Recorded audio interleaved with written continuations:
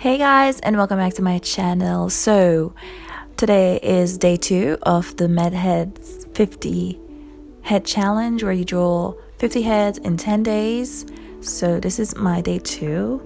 I've already sketched out my portraits for these. However, when it gets to the third portrait, you're going to see how I actually work when it comes to doing a portrait.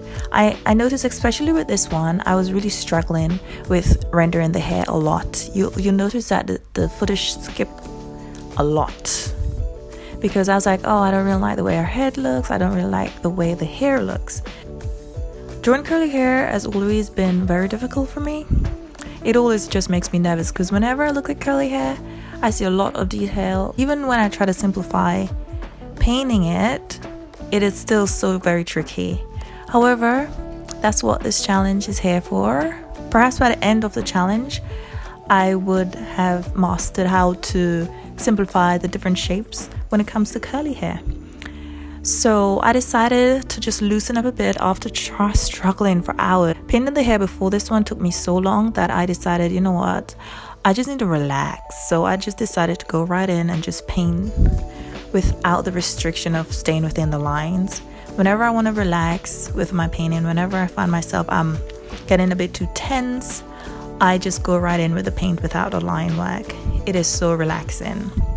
If you guys ever struggle with loosening up, I highly recommend just going straight in and painting. Don't worry if the eyes are too low or too high, or if the mouth is too wide or too narrow when you're painting the portraits without a line drawing underneath it. Just go right in, paint over it. So here you see I'm starting this painting, and you notice that I'm trying to paint different skin tones. I'm not sticking to one particular skin tone. I'm trying to experiment with different ways of rendering the skin and making it alive and plump and just very beautiful.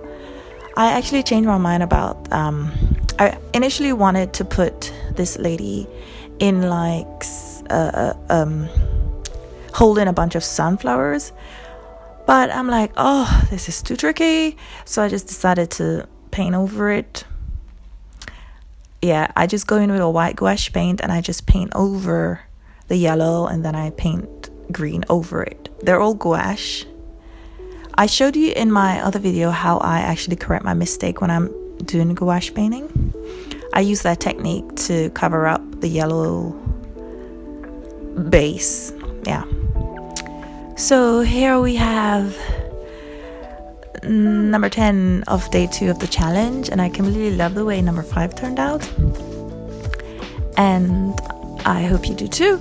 I will see you again tomorrow for day 3 of the 50 heads challenge. All right, guys, take care. Bye.